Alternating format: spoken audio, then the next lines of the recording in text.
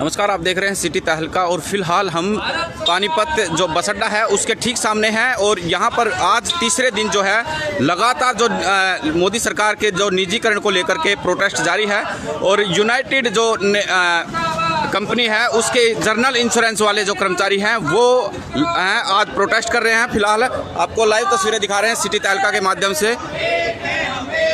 आवाज दो, हम एक हैं, हम एक हैं, हम एक हैं। पुरानी पेंशन बहाल करो, बहाल करो, बहाल करो। निजीकरण बंद करो, बंद करो, बंद करो। निजीकरण बंद करो, बंद करो, बंद करो। डिसइन्वेस्टमेंट बंद करो, बंद करो, बंद करो। तानाशाही बंद करो, बंद करो, बंद करो।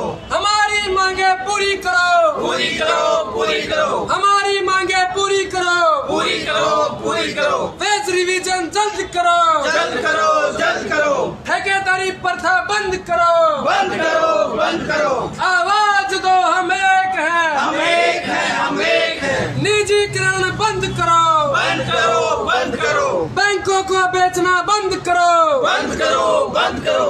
जनरल इंश्योरेंस कंपनियों को बेचना बंद करो, बंद करो, बंद करो।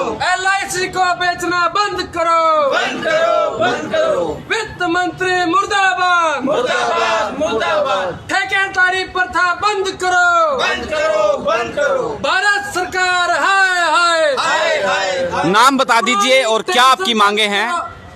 हाँ जी, क्या मांगे हैं और नाम बता दीजिए। किस देखिए जी, मेरा नाम संजय है, मैं जनरल इंश्योरेंस कंपनी में एम्प्लॉई हूँ।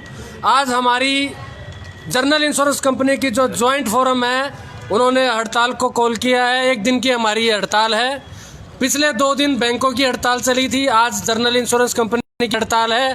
कल हमारी सब्सिडरी एक और हमारी LIC जो कि लाइफ इंश्योरेंस कंपनी है उसकी हड़ताल है।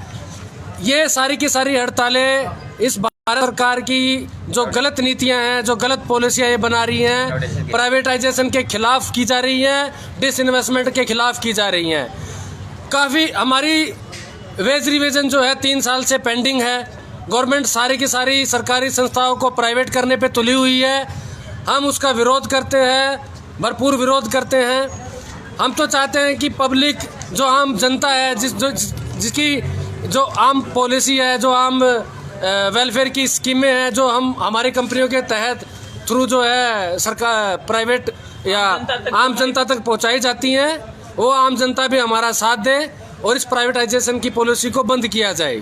क्या नुकसान होने वाले हैं भविष्य में इसको लेकर? देखिए, भविष्य में जो आप हमसे नुकसानों का पूछ रहे हैं, यदि जो गवर्नमेंट स्कीमें लाती है यदि वो आम जनता तक पहुंचती नहीं है, क्योंकि आप आज का सिनारियो देखिए, पिछले 70 साल का 80 साल का सिनारियो देखिए, जितने गवर्नमेंट स्कीमें आई हैं वो सिर्फ और सिर्फ PSU ने इम्प्लीमेंटेशन की है।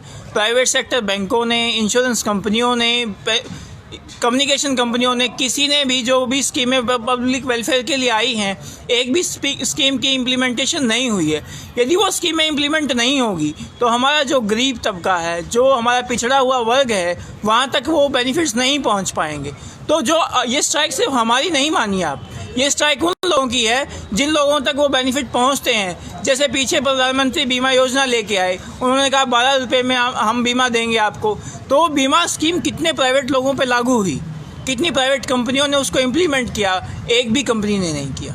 तो ये जितनी स्कीमें हैं जो हम पब्लिक तक पहुँचाते हैं, हम पब्लिक सर्वेंट हैं, हम पब्लिक की सेवा के लिए बनाए गए थे, हम पब्लिक की सेवा कर रहे हैं। आप देखेंगे तो 1906 में नेशनल इंश्योरेंस आ गई थी, तो 1906 से लेके आज तक 115 सालों से इंश्योरेंस सेक्टर जो है वो पब्लिक की सेवा करता रहा है।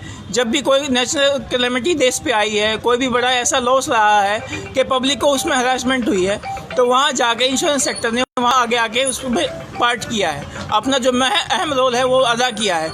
लॉकडाउन के दौरान भी जो गवर्नमेंट ने कहा कि बैंक खुले रहेंगे, इंश्योरेंस कंपनियां खुली रहेंगी, जब सब लोग डरे हुए थे, लॉकडाउन में अपने घर पे थे, कोई बाहर निकलना नहीं चाह रहा था, सबको डर था कहीं उन्हें बीमारियां ना हो जाए, उस वक्त में ऐसे कठिन समय में सारे एम्प्लॉयज़ बैंकों के, इंश्योरेंस कंपनियों के, सब ने आके पब्लिक को सेवा की है, पब्लिक का साथ दिया है, गवर्नमेंट स्कीमें इम्प्लीमेंट की हैं बिना अपनी परवाह किए। गवर्नमेंट कहती है कि जो लोग लॉकडाउन में आए, काम किया, जिन्होंने गवर्नमेंट की इकोनॉमी को संभाले रखा है, वो वॉरियर्स हैं, कोरोना वॉरियर्स हैं।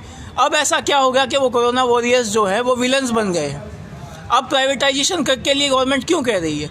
जब 115 सालों से कभी प्राइवेटाइजेशन नहीं हुई, बहुत गवर्नमेंट आए, बहुत प्रधानमंत्री आए, बहुत फाइनेंस मिनिस्टर आए, किसी ने नहीं आज तक सोचा कि पब्लिक सेक्टर को प्राइवेट किया जाए, क्योंकि पब्लिक सेक्टर तो पब्लिक के लिए है, ये प्रॉफिट के लिए नहीं था। पब्लिक तक स्कीमें पहुंचाने के लिए, जिस तबके जो पिछड़ गया तबका उसको आगे लाने के लिए। और इसमें मुद्दा ये नहीं है कि कर्मचारियों को उनकी नौकरी का डर है, ये मुद्दा ये है कि हमारे साथ लाखों लोग जुड़े हैं जो एजेंट्स हैं, जिन बच्चों को कहीं नौकरी नहीं मिलती पढ़ाई के बाद, वो हमारे सेक्टर के साथ जुड़ते हैं, एजेंट का काम करते हैं, कोई सर्वेयर का काम करता है, किसी न किसी तरीके से उनको रोजगार मिलता है। ज़्यादा लोगों को रोजगार मिलता है, बहुत ज़्यादा लोगों को रोजगार मिलता है। यदि ये प्राइवेट हो जाएगा तो आप भी जानते हैं कि प्राइवेट सेक्टर जितने भी आज तक जहाँ प्राइवेट सेक्टर आया है वहाँ नौकरियाँ आई नहीं हैं, वहाँ गई हैं। और प्रधानमंत्री जी ने खुद प्रॉमिस किया था कि 1 करोड़ नई नौकरियों का प्रावधान वो करेंगे, तो यहाँ तो 1 करोड़ नई नौकरियाँ आनी तो दूर की बात है, 1 करोड़ नौकरियाँ जाने की बात चल रही है। तो हमारा मुद्दा यही है कि जो हमारी पेंशन है, अब आप देखिए पेंशन सबके लिए होनी चाहिए। जो कर्मचारी काम करता है 30-30 साल 35-35 साल नौकरी देता है, सरकार के लिए सारी स्कीमें इम्प्लीमेंट करवाता है, पब्लिक के साथ कोऑपरेट करके पब्लिक के वेलफेयर के लिए काम करता है, उसके लिए कोई पेंशन नहीं है। गवर्नमेंट ने 2003 में बंद कर दिया, नई स्कीम ले आए कि आपका पैसा होगा उसको हम मार्केट में इन्वेस्ट करेंगे, जब आप रिटायर होंगे उसके बाद देखते हैं मार्केट क्या सिनारियो है, उसके बेस पे आपको मिलेगा। मार्केट के सिनारियो के बेस पे कर्मचारी को क्यों मिलेगा? जब एक MLA MP एक कोई भी है उसको पेंशन मिलती है, 2-2 3-3 पेंशनें मिलती हैं 5 साल के अंदर, तो 35 साल 30 साल सर्विस करने के बाद कर्मचारी को पेंशन क्यों नहीं होनी चाहिए? और हमारा जो वेज डिवीज़न है 3 साल से लटकाए हुए है गवर्नमेंट, होना तो ये चाहिए कि कहते हैं कि मजदूर को मजदूरी उसको काम होते ही मिल जानी चाहिए, उसी तरह कर्मचारी को जब भी उसका रिवीजन होना चाहिए date within time limit होना चाहिए। हमारे को तो पहले ही 3.5 साल हो चुके हैं, अब भी गवर्नमेंट उसमें बात करने को तैयार नहीं है। जो अधिकार है गवर्नमेंट वो हमारे छीन रही है।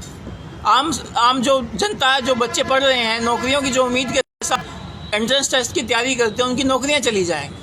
यदि आप पब्लिक सेक्टर की 350 कंपनियां बंद करेंगे तो कितनी नौकरियां आप दे रहे हो या आप नौकरियां छीन रहे हो? और बात रही प्राइवेटाइजेशन की, हम प्राइवेटाइजेशन के लिए मना नहीं करते, आप लाइए प्राइवेट सेक्टर को, आप जितना प्राइवेट सेक्टर लाना चाहता लाइए, लेकिन एक प्लेटफॉर्म पे खड़ा होकर कम्पीट करवाइए। इक्वलिटी तो अधिकार होना चाहिए पब्लिक सेक्टर का भी। एक स्कीम वो भी लागू करें, हम भी लागू करें, तब पता चलेगा कि उनका कितने प्राइवेट फर्म जो हैं वो कम्पीट कर पाएंगे PSU से। हम लोग 115 साल से सर्व कर रहे हैं, वो 15 साल गवर्नमेंट स्कीमें लाके दिखाए, उनको इम्प्लीमेंट करे।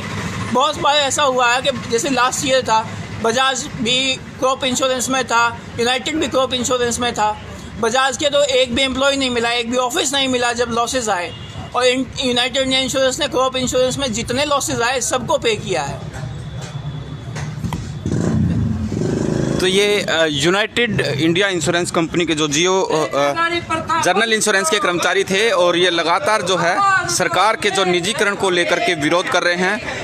फिलहाल आप देख रहे हैं सिटी तहलका के माध्यम से इन्होंने ये बताया है कि निजीकरण से हमें परहेज नहीं है, पर लेकिन जो रोजगार है इनसे खतरा है। फिलहाल के लिए आप देख रहे थे सिटी तहलका, सच के साथ। नमस्कार।